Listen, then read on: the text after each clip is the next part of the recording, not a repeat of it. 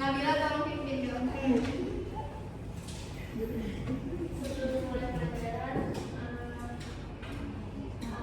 kita berlangsung kayak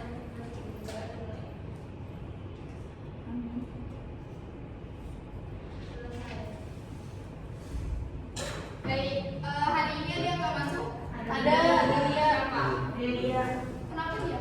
sakit. Dari kemarin masuk nggak? Masuk.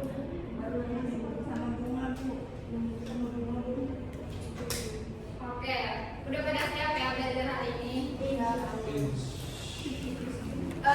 Sebelum saya mulai pembelajaran hari ini, minggu lalu kita udah belajar tentang bidang spesialis akuntansi. Masih ada yang ingat nggak? Apa Natasha? Ada akuntansi manajemen, akuntansi keuangan, sama audit. Benar, tepuk tangan buat Natasha. Nah, setelah kita mempelajari macam-macam bidang spesialis akuntansi, hari ini itu kita akan belajar tentang jenis dan bentuk badan usaha. Sebelumnya di sini kalian kalau beli pulsa itu di mana? Di aplikasi Making. Ada yang bagi konten? Enggak. Terus kalau kalian belanja kebutuhan makanan atau kayak cemilan itu belanjanya di minimarket apa di warung? Madura. Madura. Nah itu tuh termasuk kayak minimarket, counter itu tuh termasuk ke jenis termasuk ke bentuk badan usaha. Nanti kita akan mempelajarinya. Tujuan pembelajaran kita hari ini tuh peserta didik diharapkan mampu untuk memahami jenis-jenis dan bentuk badan usaha, mengklasifikasikannya berdasarkan bidang usaha dan bentuk hukumnya, serta menyadari betapa pentingnya legalitas badan usaha untuk sistem pencatatan akuntansi dan kegiatan ekonomi. Kita masuk ke materi pertama, tapi sebelumnya boleh minta tolong dihapus. Nadia, boleh minta tolong hapus.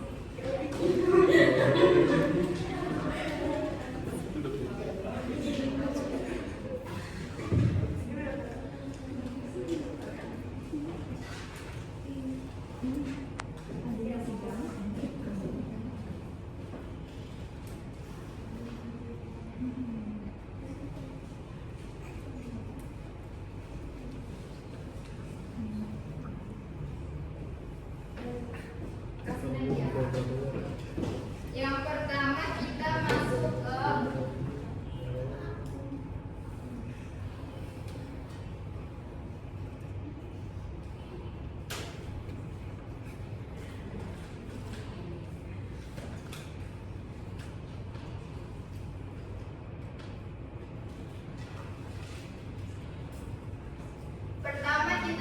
pengertian badan usaha.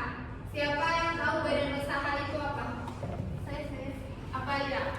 Badan usaha itu suatu lembaga yang mengelola faktor produksi untuk menghasilkan barang dan juga jasa. Betul sekali. Jadi pengertian badan usaha ini, badan usaha adalah suatu organisasi atau lembaga yang mengelola faktor produksi dengan menghasilkan barang juga jasa. Dengan tujuannya itu untuk memperoleh keuntungan serta memberikan pelayanan kepada masyarakat. Badan usaha ini penting karena masuk ke kegiatan ekonomi dan menjadi pelaku utama dalam proses distribusi dan industri. Fungsi badan usaha ini kayak ini itu meliputi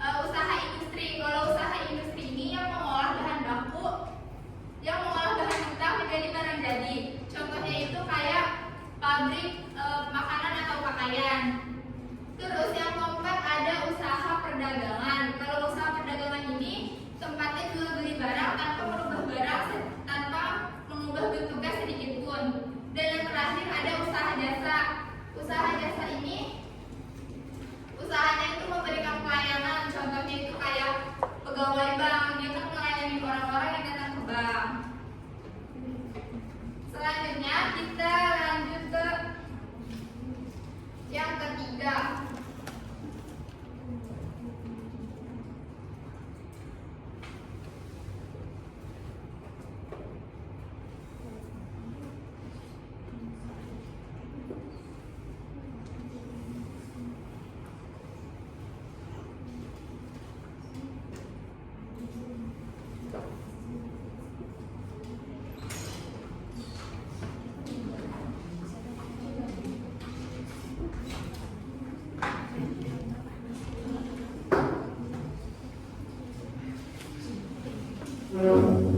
Yang ketiga, bentuk badan usaha berdasarkan kepemilikan modal.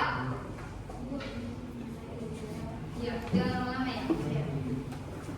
Bentuk badan usaha berdasarkan kepemilikan modal ini ada tiga. Yang pertama BUMN, yang kedua BUMD, yang ketiga BUMS. BUMN ini, kalian tahu kepanjangan dari BUMN apa? Jadi BUMN ini modalnya itu dari negara langsung atau negara tersendiri. Terus yang kedua ada BUMD. BUMD apa kepanjangannya? Badan usaha milik daerah. Betul. Jadi BUMD ini modalnya itu dari daerah masing-masing, dari masing-masing daerahnya. Dan yang terakhir ada BUMS. Ada yang tahu BUMS apa? Badan usaha milik swasta. Betul. Kalau BUMS ini perusahaan perseorangan, jadi modalnya dari diri sendiri, dia juga mencari keuntungan buat dirinya pribadi. Nah, kita udah selesai bahas materinya. Di sini ibu punya contoh. Nih, teman-teman bisa lihat contoh badan usaha. Yang pertama ini gambar apa? Komisi. Usahanya kayak Omini. BUMN. namanya dulu Pertamina.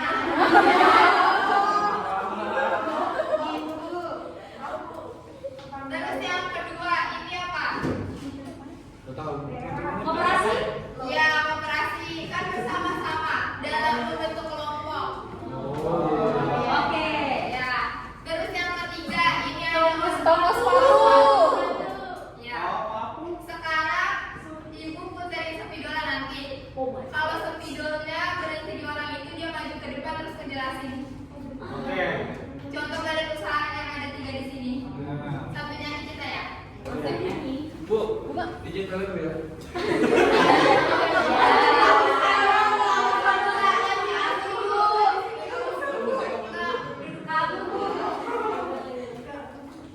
Kita nyanyi bintang kecil aja deh ke sana ya. Jauh di sini di belakang. Yuk.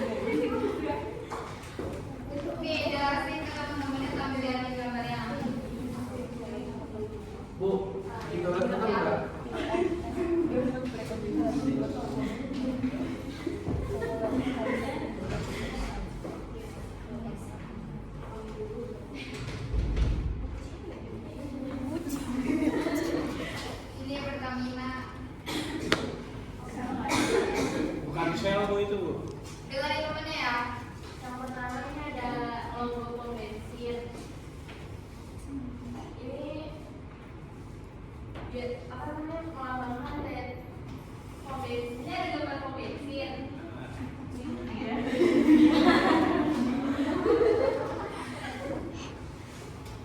Pom bensin ini maksudnya SPBU biasanya menggambarkan BUMN atau Badan Usaha Milik Negara. Selanjutnya ada logo tangan orang yang berjabat tangan. Di sini menggambarkan koperasi. Nah, yang kedua ini ada gambar logo kecil berjabat tangan, yaitu selanjutnya yang ketiga ini ada toko sepatu.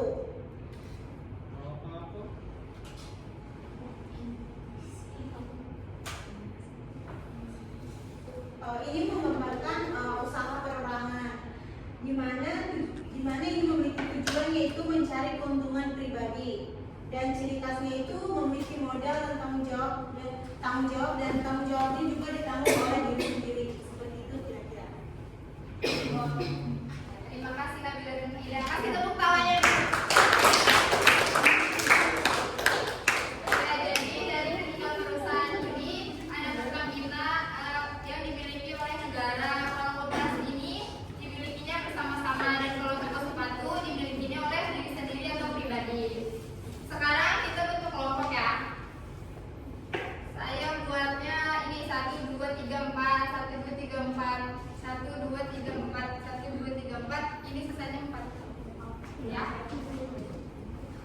Dicatat ya, saya dicek soalnya. Iya, Bu.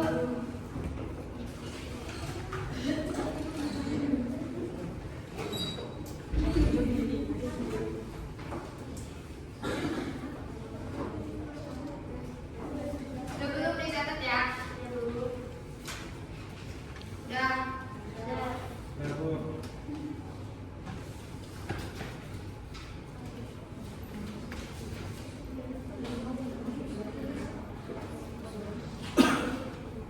Soalnya ya, kasusnya Andi dan 3 temannya ingin membuka usaha sepatu dengan modal bersama.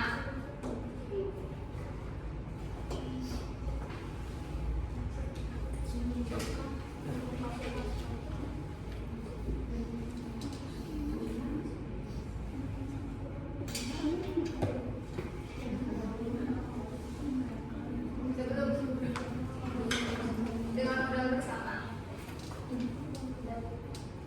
Natasha udah? Udah tidak? Andi akan mengelola usaha, sedangkan yang lain hanya menanamkan modal.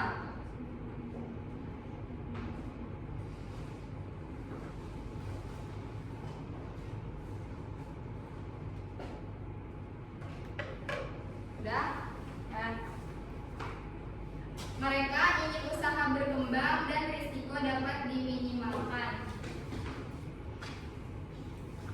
Pertanyaannya, yang pertama, termasuk jenis usaha apa kegiatan tersebut?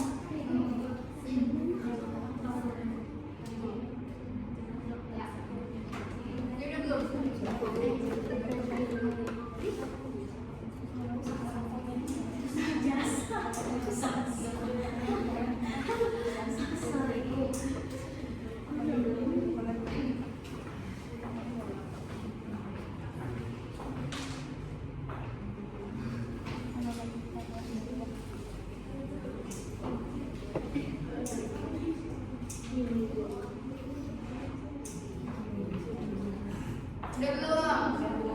Udah.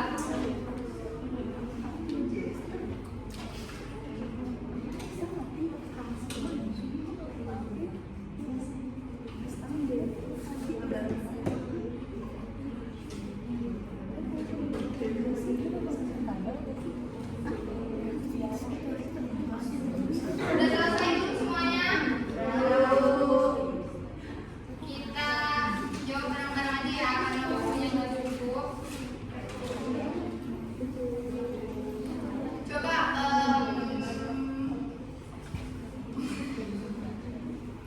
siapa ya?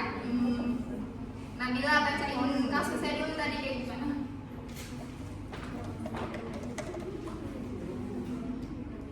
Dengerin Nabila ya, kita jawab bareng-bareng. Kasusnya aja Nabila bacain.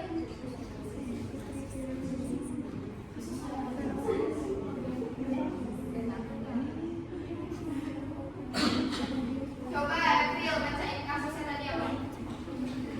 Andi dan tiga temannya. Dengerin April. Andi dan tiga temannya ingin membuka usaha sepatu dengan modal bersama. Andi akan mengelola usaha sedangkan yang lain hanya menambahkan modal mereka. Yang lain menambah modal mereka ingin usaha berkembang dan risiko diminimalkan. Pertanyaannya yang pertama, termasuk jenis usaha apa kegiatan tersebut? Usaha jasa. Betul.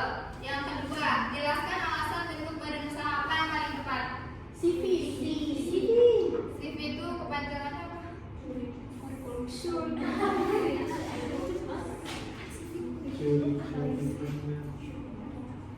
CV buat apa tuh? CV perusahaan. Nih, CV itu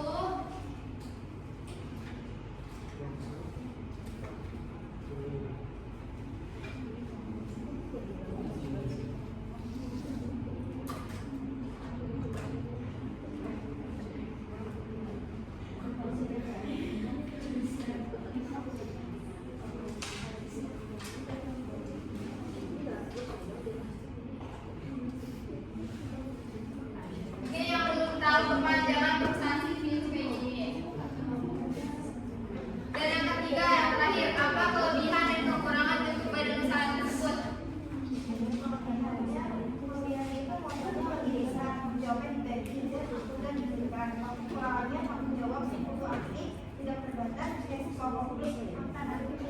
Betul.